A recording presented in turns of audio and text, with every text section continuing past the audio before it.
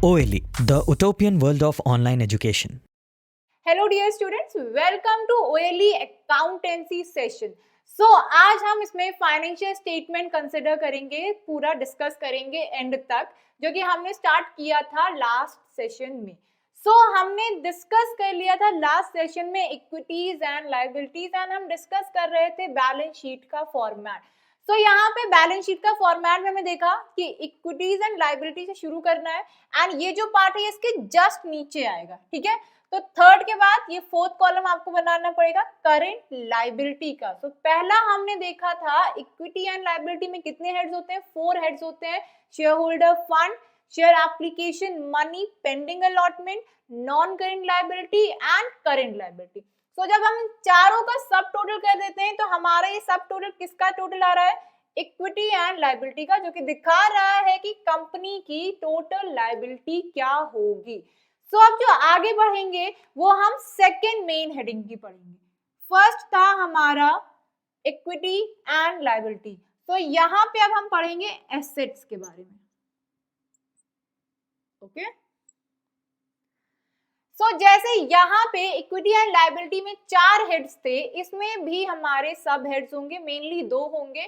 पहला है हमारा नॉन करेंट एसेट्स, इसमें हमारा पहला सब हेड है नॉन करेंट एसेट्स। मैंने ये आपके लिए इन कंटिन्यूएशन में बनाया ताकि आपके दिमाग में रहे कि अच्छा ये एक साथ बनाना है, अलग अलग नहीं बनाना है। अब ये हॉरिजॉन्टल नहीं, ये वर्टिकल फॉर्म में रहेगा लाइक दिस। ये आपका पूरा रहेगा। पहले आप पूरी लायबिलिटी एक्सप्लेन करेंगे,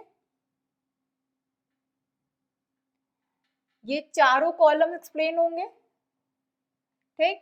देन ये एसेट का स्टार्ट होगा जस्ट उसके नीचे। like this we will prepare the balance sheet.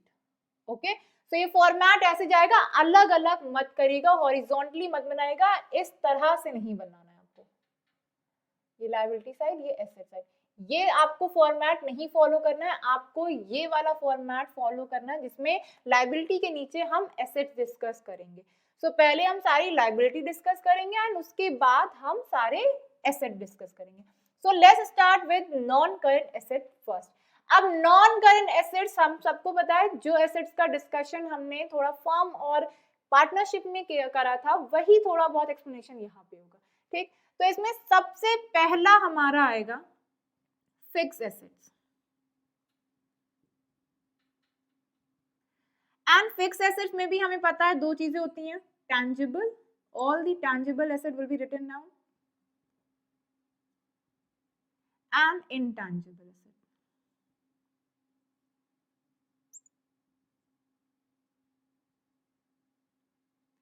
ये सब चीजें तो हमने फर्म के केस में पढ़ी थी कि फिक्स एसेट 2 तरह के होते हैं, टैंजिबल और इनटैंजिबल। टैंजिबल वो एसेट जिसे हम देख सकते हैं, टच कर सकते हैं, जैसे building, land, we can see the land, we can see the building. Computer हो गया, फर्नीचर हो गया, जो भी फिजिकल एग्जिस्टेंस वाले एसेट्स होंगे वो टैंजिबल में जाएंगे। और इनटैंजिबल गुडविल हो गया, पेटेंट्स हो गए, तो ये सारी चीजें, कॉपीराइट, ये सारी चीजें कहाँ जाएंगी, इनटैंजिबल में। इसके साथ साथ 2 नाम इसमें और हैं। थर्ड है capital work in progress. I am writing work in progress as WIP. W stands for work, I stand for in, and P stands for progress. Capital work in progress. What is capital work in progress? वो asset जो आपके under construction, any asset which is under construction. यहाँ पे tangible assets जो कि under construction अभी बन के तैयार नहीं हुए हैं पर अभी बनने वाले हैं, इन फ्यूचर उनकी पूरी वैल्यू रिकवर हो जाएगी, पर अभी उसमें कंस्ट्रक्शन कुछ काम हुआ है। जैसे कंपनी कहीं अपना एक्सटेंशन कर रही है या एक और लैंड ली है जहां पे एक नया ऑफिस क्रिएट हो रहा है, बन रहा है, स्टैब्लिश हो रहा है, ठीक है। अभी वो कंस्ट्रक्ट हुआ नहीं है, अभी आधा बनाया, 50% बनाया, 30%, 20%, जितना भी बन गया होगा उतना अमाउंट यहाँ पे लिखा जाएगा कि इतनी कैपिटल है जो अभी वर्क इन प्रोग्रेस है, ठीक। यहाँ पे बात हो रही है tangible asset which are work in progress, which are under construction. इसी तरह इनटैंजिबल एसेट्स भी हो सकते हैं जिनकी अभी वर्क प्रोग्रेस में, अभी उनको क्रिएट किया जा रहा है, अभी वो अंडरटेक हुए नहीं है, but they are under the process, ठीक है। तो यहां पे लिखेंगे intangible asset, intangible assets under development.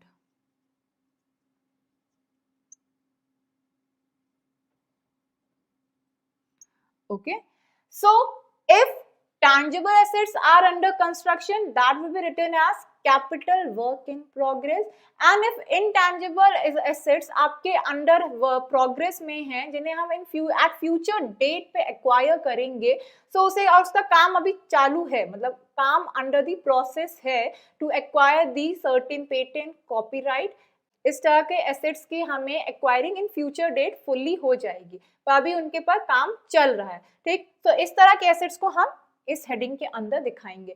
तो पहला हो गया फिक्स एसेट्स, जिसमें हम दिखाएंगे tangible, intangible, capital work in progress, intangible assets under development. तो ये सारी चीजें आएंगी पहले फिक्स एसेट में। सो सेकेंड सब हेडिंग है अंडर नॉन करेंट एसेट्स, देखेंगे आप। नेक्स्ट है non current investment.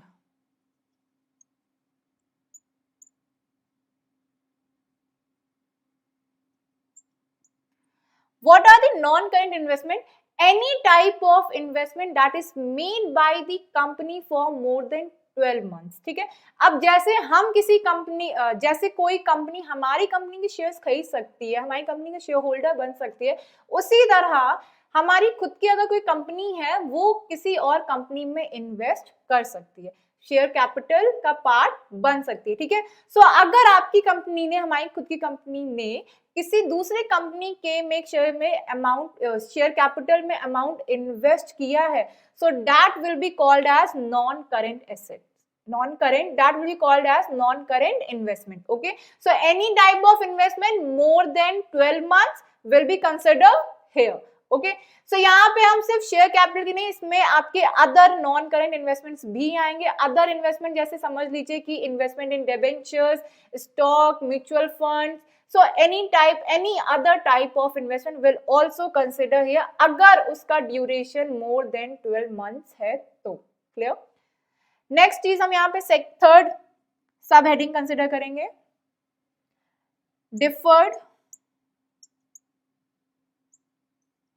Tax assets. Okay, सो हमने यहां भी कंसिडर किया था डिफर्ड टैक्स लायबिलिटी, ठीक है। यहां पे हमने जब देखा था कि जब हमारी अकाउंटिंग इनकम पे पेड टैक्स ज्यादा आ रहा हो, किसके against, tax on taxable income, तो वो होता है डिफर्ड टैक्स लायबिलिटी। सो यहां पे क्या देखेंगे कि जब tax on taxable income is more than tax on accounting income,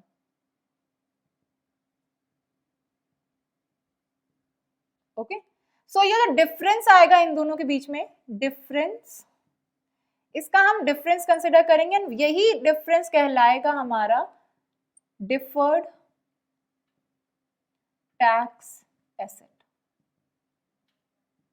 okay, so simply आपको इस इक्वेशन के थ्रू आपको नाम याद रखना है, इसकी मीनिंग याद रखनी है कि what is deferred tax asset, the difference between tax on taxable income and actual accounting income, ठीक है। सो अकाउंटिंग इनकम पे paid tax and tax on taxable. अब यहाँ पे जब टैक्स ऑन टैक्सेबल इनकम मोर होगा देन दी अकाउंटिंग इनकम पे, then उस तरह की टैक्स को, जो भी डिफरेंस आएगा टैक्स के बीच में, उसे हम यहां कंसिडर करेंगे, डिफर्ड टैक्स एसेट में कंसिडर करेंगे। ओके, नेक्स्ट सब हेडिंग है लोन्स, लोन्स एंड एडवांसेस। अब इसमें भी हमारे टाइप्स हैं, 3 तरह के, capital advance, security deposit,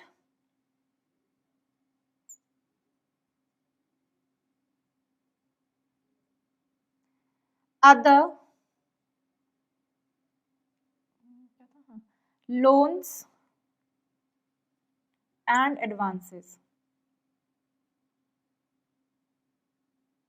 okay, so loans and advances यहाँ मतलब है जब कंपनी ने किसी और को किसी तरह का लोन एंड एडवांस पे किया हो। यहाँ पे लोन और एडवांसेस की बात आ रही है, एडवांस पेमेंट की बात आ रही है। जैसे यहाँ पे डिस्कस करेंगे कैपिटल एडवांस दिया गया है। कैपिटल एडवांस का मतलब कंपनी ने किसी और को कैश फॉर्म में कुछ कैपिटल परचेज करने के लिए अमाउंट दिया हो। यूजुअली ये अमाउंट, ये एडवांस देती है company to purchase the fixed assets, ठीक है।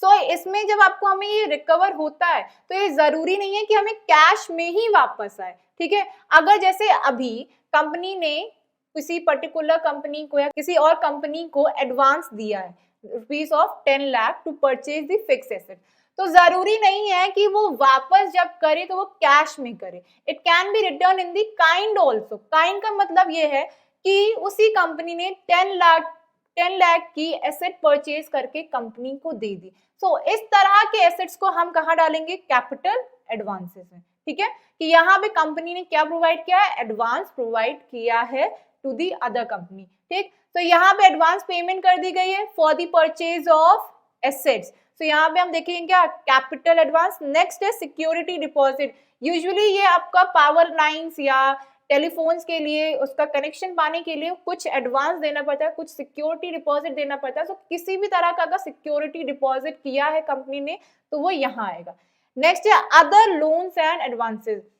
अगर किसी कंपनी ने अपने एम्प्लॉय को या अपने सप्लायर को किसी भी तरह का एडवांस पेमेंट करी है या फिर लोन्स प्रोवाइड करे हैं, ठीक। जैसे कोई सप्लायर है, उससे हमारी डीलिंग है कंपनी की एंड वो हमें टाइमली गुड्स प्रोवाइड करता है, तो उसके लिए हम उसे क्या करते हैं? एडवांस दे के रखते हैं। तो ये जो एडवांस पेमेंट करी गई है सप्लायर को, ये कहाँ आएगा? अदर लोन्स एंड एडवांसेस, वो आएगा अदर एडवांसेस। इसी तरह अदर लोन्स में आ जाएगा कि हमने अपने खुद के एम्प्लॉय को क्या दिया हो? लोन ग्रांट किया हो, तो वो आएगा अदर लोन्स में। कि कंपनी ने एम्प्लॉय को क्या दिलाया है? लोन दिलाया है। So it will come in the asset side in the column of loans and advances. फिर से समझ लेते हैं। पहला है कैपिटल एडवांसेस। इसका मतलब है फिक्स एसेट्स को परचेज करने के लिए किसी को एडवांस में अमाउंट गिवन हो, ठीक है। सो ये अमाउंट कैश में नहीं, आपके हमेशा फिक्स एसेट्स में ही आपको वापस मिलता है। आपने बस एक तरह से समझ लीजिए, अपने एक पर्टिकुलर फिक्स एसेट्स को एक्वायर करने के लिए एडवांस में पेमेंट कर दी है। नेक्स्ट है सिक्योरिटी डिपॉजिट। किसी भी तरह का कनेक्शन लेने के, कभी कभी हो सकता है टेलीफोन, इलेक्ट्रिसिटी, इन सब चीजों के लिए कनेक्शन के लिए कंपनी ने कोई सिक्योरिटी डिपॉजिट जमा किया हो।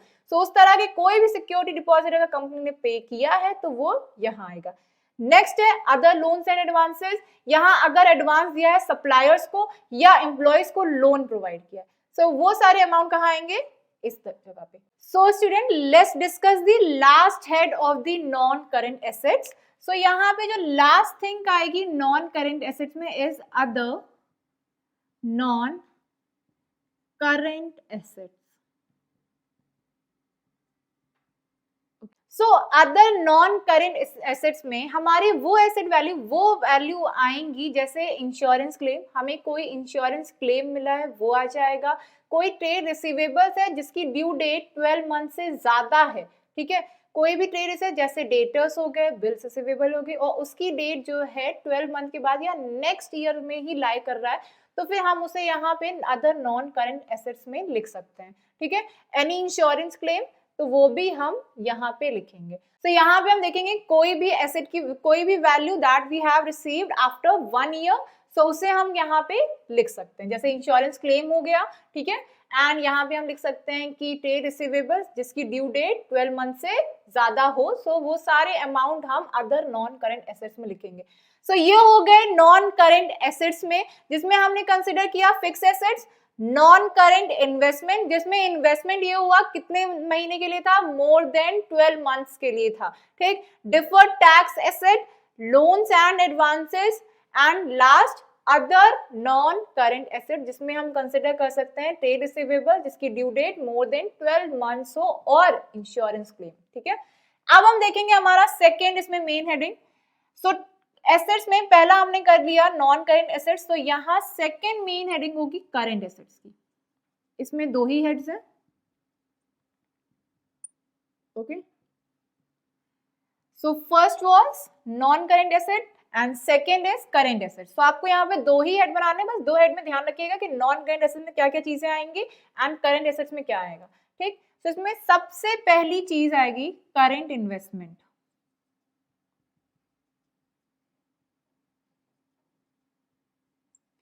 ओके, करेंट इन्वेस्टमेंट, जैसे यहाँ पे हमने इन्वेस्टमेंट किया था मोर देन 12 मंथ्स के लिए, सो अगर कोई भी इन्वेस्टमेंट लेस देन 12 मंथ और 12 मंथ्स के लिए हो, सो वो कहाँ आएगा, current investment. Any type of investment that is made less than 1 year और विद इन 1 ईयर जिसका अमाउंट हमें रिकवर हो जाएगा, सो जो शॉर्ट टर्म इन्वेस्टमेंट होते हैं वो यहाँ आएंगे। Clear? Next is inventories. Okay, company also deals in goods stock, so any type of closing inventory. अब यहाँ पे इन्वेंट्री की बात हुई तो यहाँ पे इन्वेंट्री में क्या क्या चीजें आ सकती हैं? इन्वेंट्री में हम यहाँ कंसिडर करेंगे रॉ मटेरियल, कंसिडर कर सकते हैं, work in progress, WIP। Work in progress मतलब कुछ गुड्स जिन पे आधा काम हुआ है और अभी भी उस पे काम अभी बचा है, जो हमने रॉ मटेरियल खरीदा उसकी क्लोजिंग इन्वेंट्री, फिनिश्ड गुड की इन्वेंट्री। सो ये सारी चीजें हमें इन्वेंट्री में कंसिडर करनी होगी। रॉ मटेरियल जिस पे अभी काम बचा है, ठीक है, स्टॉक इन ट्रेड ऐसा स्टॉक जो डायरेक्टली सेलिंग के पर्पस से, जो डायरेक्टली रीसेलिंग के पर्पस से खरीदा गया हो, ना कि प्रोसेसिंग के पर्पस से। अब इन्वेंट्रीज में ध्यान रखेंगे कि हमारे पास रॉ मटेरियल होगा, WIP work in progress raw material हो सकता है, फिनिश गुड्स हो सकता है। सो ऐसा कोई भी स्टॉक जिसको हमने प्रोसेसिंग के पर्पस से खरीदा हो वो ये सब होंगे। ठीक है, और एक और होता है स्टॉक इन ट्रेड। कभी कभी कंपनी डायरेक्टली खरीद के उसे दोबारा रीसेल कर देती है तो उसे कहते हैं स्टॉक इन ट्रेड। इसमें एक और चीज आएगी that is stock in trade. This will also come under the inventory. Stock in trade की मीनिंग अलग होती है, जैसे इसका नाम है स्टॉक इन ट्रेड, मतलब ऐसा अमाउंट ऑफ गुड्स खरीदना जो कि डायरेक्टली रीसेलिंग करी जाए, उसमें फर्दर प्रोसेसिंग किसी भी तरह की ना करी जाए इन द कंपनी और इन द फैक्ट्री। ओके, सो जिसपे और कोई काम ना करके उसे डायरेक्टली रीसेल कर दिया जाए, उस तरह की स्टॉक को कहते हैं स्टॉक इन ट्रेड, और वो यहाँ पे आएगा उसका अगर कोई भी क्लोजिंग बैलेंस होगा तो। ठीक, इसी तरह रॉ मटेरियल आएगा, वर्क इन प्रोग्रेस अमाउंट आएगा और फिनिश गुड भी आएगा आपके इन्वेंट्री के हेड के अंदर। नेक्स्ट देखेंगे ट्रेड रिसीवेबल्स। ओके, सो यहां हम कंसिडर करेंगे डेटर्स एंड बिल्स रिसीवेबल का अमाउंट। एंड जैसे कि हम अपने नॉर्मल बैलेंस शीट में, फर्म की बैलेंस शीट में क्या करते थे, डेटर से एड्रेस करते थे provision for bad and doubtful debts, provision for discount on debtors, ये सारे प्रोविजन अभी भी लेस होंगे डेटर से। क्लियर? तो यहाँ पे डेटर्स कंसिडर करेंगे, बिल्स रिसीवेबल कंसिडर करेंगे, एंड जो डेटर्स में हम एडजस्टमेंट करते थे पहले, वही एडजस्टमेंट हमें यहाँ पे भी करने होंगे। तो इसमें दो चीजें कंसिडर करनी है, debtors and bills receivable. Next, cash and bank balance. Okay, any cash and bank balance, cash and cash equivalent भी इसमें हम डायरेक्टली लिख सकते थे, कैश एंड कैश, कोई भी ऐसा अमाउंट, कोई भी ऐसा करंट एसेट जो कि इजीली कन्वर्टेबल है इनटू कैश या ऑलरेडी कैश के फॉर्म में हो। ठीक है, तो यहाँ हो गया कैश एंड बैंक बैलेंस, जो भी कैश बैलेंस कंपनी के पास हो, कोई भी बैंक बैलेंस जो कंपनी का हो, वो सब चीजें हम यहाँ लिखेंगे। नेक्स्ट चीज जो कंसिडर करेंगे वो कंसिडर करेंगे short term loans and advances. Okay, and the last thing, other current assets.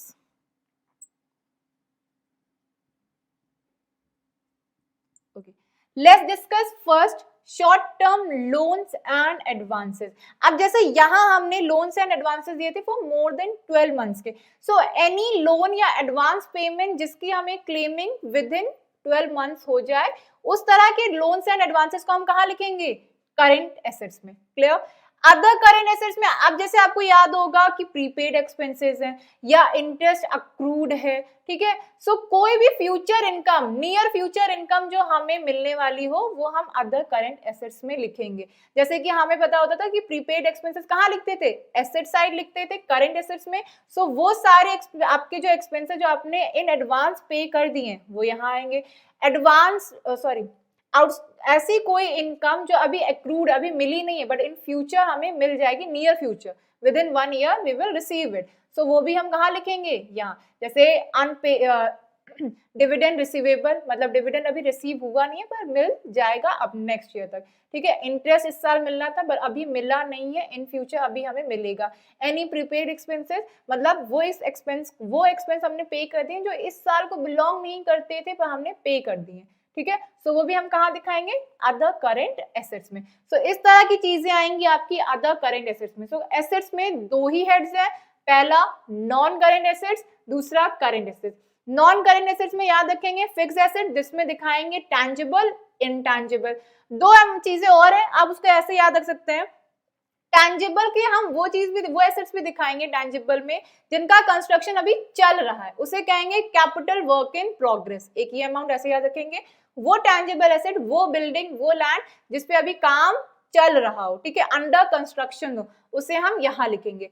और इनटैंजिबल एसेट्स अंडर डेवलपमेंट, मतलब वो कॉपीराइट या पेटेंट जो अभी अंडर डिस्कवरी है, मतलब अभी हम उस पर काम चल रहा है, अभी वो हमारे पास है नहीं but company is working on it, ठीक। सो वो यहाँ आ जाएगा।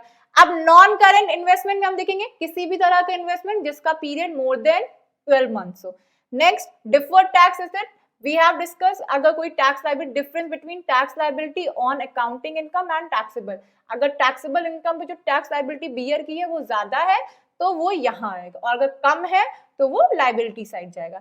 नेक्स्ट है लोन्स एंड एडवांसेस, किसी भी तरह का लोन प्रोवाइड किया है जिसकी ड्यू डेट है मोर देन 12 मंथ्स, ठीक है, 12 महीने से ज्यादा के लिए अगर कोई लोन और एडवांस प्रोवाइड किया है तो वो यहाँ आएंगे, और अगर लेस देन तो वो आपके करंट एसेट्स में। So these are the headings of asset. फिर फाइनली हम यहाँ पे टोटल करेंगे जिसमें हम फर्स्ट हेड का और सेकेंड हेड का सम टोटल करेंगे, ठीक है। एंड यहाँ पे भी हम डबल लाइन बना के उसे क्लोज करेंगे, ठीक। दोनों ईयर का हमें यहाँ बनाना है जैसे हमने लायबिलिटी साइड किया था। सो ये डबल लाइन दिखाता है कि लायबिलिटी का सम टोटल हो गया, यहाँ लायबिलिटी एंड हो गई है। एंड ये आपका डबल लाइन दिखा रहा है कि यहाँ एसेट का सम टोटल हो गया, एसेट क्लोज हो गया। सो ये था आपका फॉर्मेट और particulars of the assets and liabilities जो कि हमने देखी, और ये आपका फॉर्मेट है, ठीक है। सो यहाँ पे हमने कंसिडर कर लिए सारे लायबिलिटी के कंपोनेंट्स एंड सारे एसेट के components. So that's it. That's the things that you have to consider while preparing the balance sheet of company. So आपको एक चीज जो ध्यान रखनी है वो ध्यान रखनी है आपको पर्टिकुलर्स, आपको इसका रिप्रेजेंटेशन ध्यान रखना है। So यहाँ पे आपको हेड्स नाम रखने याद रखने हैं एंड साथ ही साथ उसके सब हेडिंग्स भी आपको रिप्रेजेंट करने हैं क्योंकि that is most important in your boards. Okay, so that's all for today's session. Thank you class.